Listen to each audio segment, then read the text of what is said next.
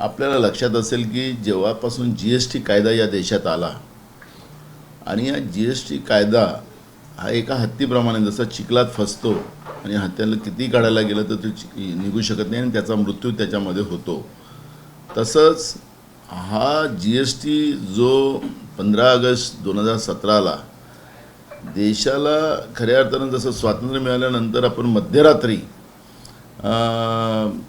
आपण स्वातंत्र्याचा जयघोष केला होता, रोषणाई केली होती, तशीच 15 ऑगस्ट 2017ला नरेंद्र मोदीजींनी GST कायदा लागू झाल्यानंतर या पद्धतीचं मध्यरात्री रोषणाई करून त्याचं स्वागत केलं.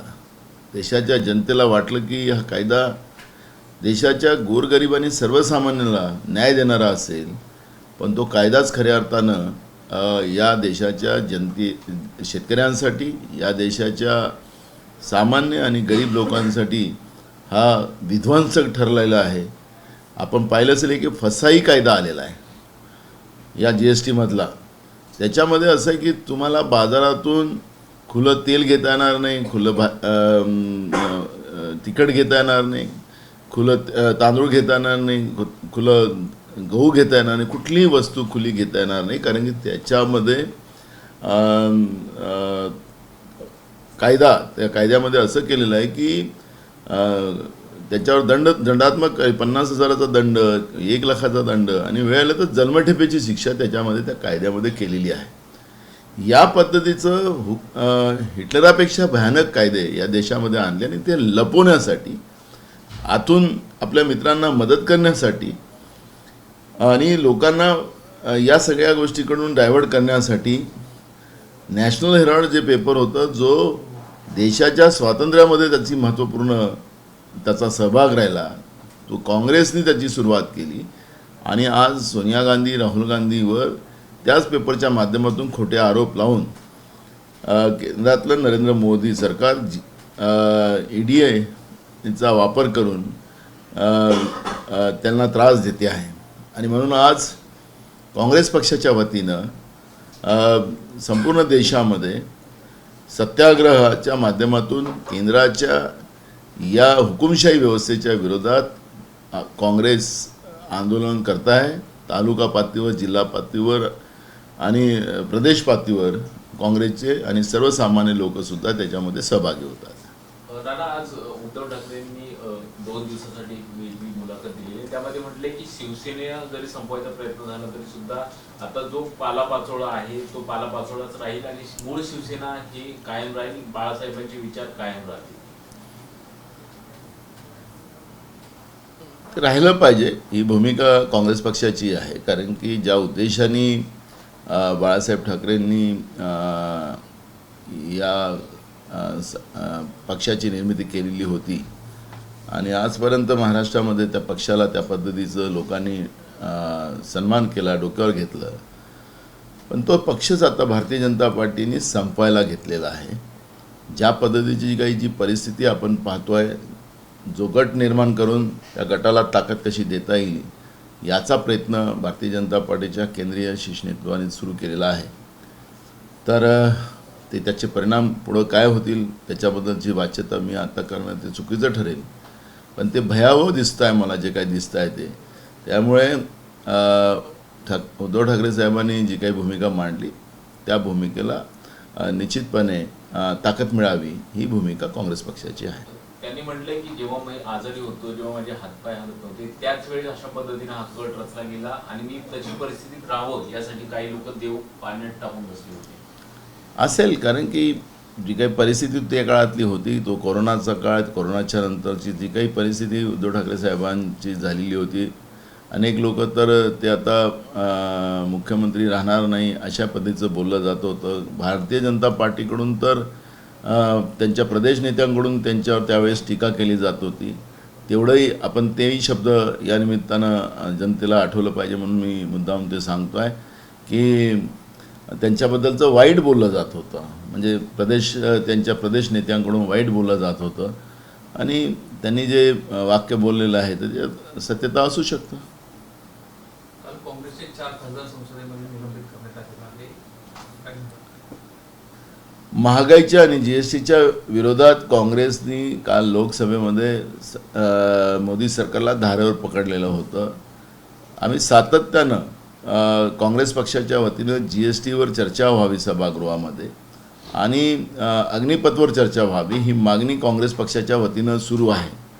पण केंद्रातलं सरकार बाहेर बोलतो की आम्ही चर्चेला तयार आहोत, पण सभागृहामध्ये जे काही प्रोसिडिंग मी रोज बघतो त्या प्रोसिडिंगमध्ये असं दिसतं की सरकार त्याच्यातून पळ काढत आहे आणि गोंधळात बिलं पास करते आहे आणि गोंधळात बिलं पास करून देशाच्या लोकांशी धोका करण्याचं काम केंद्रातलं भाजपचं नरेंद्र मोदी सरकार करते असं पाहतो आहे. आणि काँग्रेसची लढाई काय निलंबित केलं म्हणजे त्यांनी काय करावं, त्यांना पूर्ण 5 वर्षासाठी केलं तरी काय हरकत नाही, कारण की काँग्रेस या देशाच्या जनतेबरोबर आहे, गरिबांबरोबर आहे, शेतकऱ्यांबरोबर आहे, बेरोजगारांबरोबर आहे आणि हा देश संविधानिक व्यवस्थेच्या आधारावर पुन्हा उभा व्हावा ही स्वप्न साकार करायचा संकल्प आम्ही घेतलेला आहे. जशी पारतंत्र्यात लढाई लढली तीच लढाई आजही काँग्रेस गल्लीपासून तर संसदेपर्यंत लढते आहे आणि म्हणून ही लढाई हे आवाज दाबण्याचा प्रयत्न काल नरेंद्र मोदीच्या सरकारने लोकसभेत केलेला आहे. मैं हिंदी में जानना चाहेंगे, जिस तरह से आज राज्य भर में आप लोगों का आंदोलन है, एक बार फिर सोनिया गांधी जी को बुलाया गया ईडी कार्यालय में, किस तरह से काउंटर? आपने देखा होगा कि 15 अगस्त 2017 में नरेंद्र मोदी जी ने GST कानून लाया और उसका एक बड़ा एक अध्याय शुरू करने के नाम से जिस तरह से हम लोगों ने आज़ादी की लड़ाई जीतने के बाद 15 अगस्त 1947 में हमने पूरे देश में रोशनाई की थी, उसको सेलिब्रेट किया था, उसी तरह नरेंद्र मोदी जी ने 15 अगस्त 2017 को संसद में उस समय GST को सेलिब्रेट किया था आधी रात को. देश के लोगों को सब लगा कि बहुत अच्छा कानून लाया होगा जिससे देश की जनता का उत्थान होगा, किसानों का उत्थान होगा, और जो वादे मोदी जी ने किए थे उसमें ये कानून में पूरे हो गए, ऐसा विश्वास उस समय देश की जनता को लगा. आज मैं आपको बता रहा हूँ कि एक फसाई कानून उसमें है. उसमें जैसे हम लोग अनाज के बारे में बात करेंगे, जैसे तेल है तो तेल दुकान में चिल्लर बिकता था, वो बेचने के लिए गेहूँ हो, चावल हो, इनको भी बेचना हो तो पैकिंग में बेचना पड़ेगा. अगर जो लोगों ने इसको बेचा और जिसने ख़रीदा तो उसके ऊपर 1 लाख तक उसके ऊपर दंडात्मक कार्रवाई की जाएंगी और उसको उसमें अगर ये हुआ तो उम्र कैद भी होंगी, ऐसे उस कानून में प्रावधान किया. वो कानून लागू हो गया देश में, कई लोगों को पता नहीं, इसलिए मैं इस माध्यम से आपको बता रहा हूँ.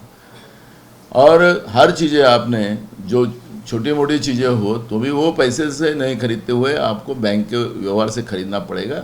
तो आप 10-15 हज़ार रुपये की बार खरीदी कर ली तो वो खरीदी भी सुबह अपने को रिकॉर्ड पे लगेगी. आपको पता होगा कि हमारे जो बच्चे हैं जो पढ़ते हैं उनको लगने वाली किताबें हो, कॉपीज़ हो, पेंसिल हो, रबर हो, इसके ऊपर भाई 12% GST लगा हुआ है. इसके ऊपर भी 12% GST लगा है. यानी सभी चीज़ों के ऊपर. जैसे हम हिंदू की बात करते हैं, आपने देखा होगा कि श्रावण जब शुरू हुआ पहले ही सोमवार को दूध के ऊपर GST लगा. तो ये भगवान शिव जी को हमारी श्रद्धा हिंदुओं की कि हम उसको दूध चढ़ाते हैं. अब उसमें भी भगवान शिव जी को भी दूध अगर चढ़ाने का हो तो उसके लिए भी नरेंद्र मोदी जी ने, बीजेपी ने, आपको दूध भी चढ़ाना हो तो GST वाला ही दूध चढ़ाना पड़ेगा, ऐसी व्यवस्था बनाई है.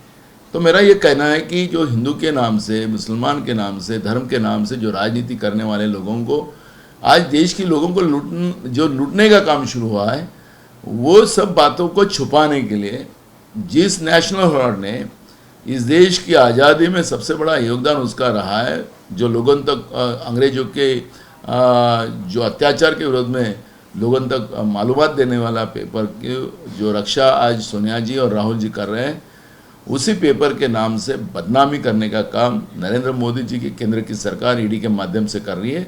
और इसलिए कांग्रेस पूरे देश में सत्याग्रह से महात्मा गांधी के विचारधारा के आधार पर आंदोलन कर रही है. आज तालुका में, जिला में और प्रदेश में इस तरह का आंदोलन की ये प्रक्रिया रहेंगी और जब तक सोनिया जी ईडी के इसमें रहेंगी तब तक हम लोग वहाँ बैठे रहेंगे। सर, आदित्य ठाकरे के जितने भी डेवलपमेंट्स के काम थे उसको रिव्यू करने की ऑर्डर्स दिए गए हैं, ये जो सरकार है उसकी तरफ से, किस तरह से देखते हैं? देखो, जो ये सरकार जो है, जो महाराष्ट्र में जो बनी हुई सरकार जो है, ये सरकार असंवैधानिक सरकार है और असंवैधानिक व्यवहार के साथ ही वो उसका कामकाज शुरू हो चुका है। 2 लोगों की सरकार है और ये वो असंवैधानिक है। और जितने भी महाविकास आघाड़ी की सरकार ने जो काम की शुरुआत की थी, जो लोकोपयोगी थी, उस सभी कामों को रोकने का काम उन लोगों ने शुरू किया है। महाराष्ट्र में बाढ़ के वजह से 9 लाख हेक्टेयर के ऊपर किसानों की ज़मीन जिसमें फसल अब बची नहीं है, उनका ये साल बर्बाद हो चुका है। दुष्काल की स्थिति है, दुष्काल जारी नहीं करना और राज्य में लोग मर रहे, बाढ़ में बिजली गिरने से मर रहे हैं, लोगों की कनेक्टिविटी ख़त्म हो चुकी है। सरकार का उसके ऊपर ध्यान नहीं, पिछले सरकार के काम पे ब्रेक लगाने का। और इस तरह का ये महाराष्ट्र के इतिहास में पहली बार इस तरह की ओछी राजनीति जो हो रही है, ये भाजपा प्रणीत ईडी सरकार की, ये महाराष्ट्र की जनता इनको सबक सिखाएगी। आदित्य ठाकरे पर कहीं ना कहीं दबाव बनाने की कोशिश करी, साजिश का हिस्सा बनाने की कोशिश किया जा रहा है। देखो, साजिश, काम को ब्रेक लगाना, उसमें साजिश क्या है? झूठे आरोप लगाना बीजेपी की खासियत रही है, तो आदित्य ठाकरे पे झूठे आरोप लगा सकते हैं, तो उसमें कोई बड़ी मुश्किल की बात नहीं है। सब झूठे आरोपों को लड़ने की ताकत आदित्य ठाकरे में है। एक पर मुद्दा जिस तरह से उद्धव ठाकरे का इंटरव्यूज आया, उन्होंने अपने बातों में साफ कहा कि जिस वक्त तो बीमार थे उसी दौरान जिस पूरी साजिश रच दी गई थी, उन्हें हटाने की कई तरह की बातें उन्हें सुनाई दी थी, सामने आई थी, लेकिन उन्होंने रिएक्ट नहीं किया था, बल्कि पावर की आज वही कुर्सी छीनने पे लगे हुए। हो सकता है, क्योंकि उस समय जब उनकी तबीयत ठीक नहीं थी तो भाजपा के प्रदेश के कुछ नेताओं की जो बयानबाजी थी, वो बयानबाजी बहुत बुरी थी, क्योंकि वो महाराष्ट्र के संस्कृति में नहीं आती है। हम लोग, हमारा विरोधक भी हो, अपोजिशन वाला भी हो, तो उसके स्वास्थ्य के लिए हम लोग प्रार्थना करते हैं। लेकिन उस समय में बीजेपी के वरिष्ठ नेता, प्रदेश के नेता इस तरह से उद्धव ठाकरे जी के बारे में गंदी बातें करते थे, तो आज उद्धव जी ने कहा है तो बात में कुछ असलियत होगी।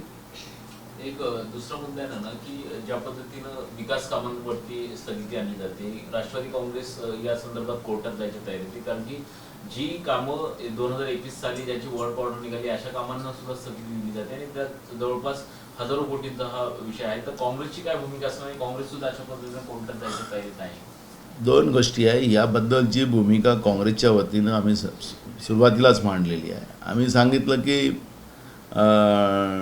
विरोधी पक्षात म्हणजे महाविकास आघाडीच्या सगळ्या लोकांशी आमचे बाळासाहेब थोरात, अशोक चव्हाणजी बोलतील आणि या पद्धतीचं जे काम चाललेलं आहे याला थांबवलं पाहिजे। वेळाला राज्यपालाला आणि वेळाला तर कोर्टामध्ये जाण्याची भूमिका ही काँग्रेसने पहिलेच मांडलेली आहे। आम्ही स्वतंत्र ही लढाई नाही तर महाविकास आघाडी लढावी ही भूमिका काँग्रेसने पहिलेच मांडलेली आहे। त्याच्यामुळे त्यांना एकटं जायचं असेल तर आम्ही पण कोर्टात जाऊ, कारण की जनतेच्या विकास कामाचा प्रश्न आहे आणि त्याच्यामध्ये ही लढाई काँग्रेस पण लढेल। थँक्यू। एबीपी माझा, उघडा डोळे बघा नीट।